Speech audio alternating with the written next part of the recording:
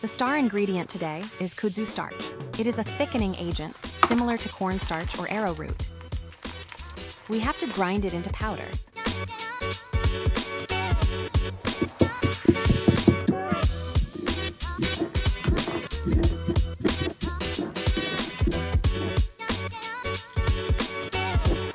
Use part of the cold milk to dissolve the powdered starch, while the rest of the milk is heating on the pan. I strongly recommend to sift the powders if you don't want to get lumps in the final product.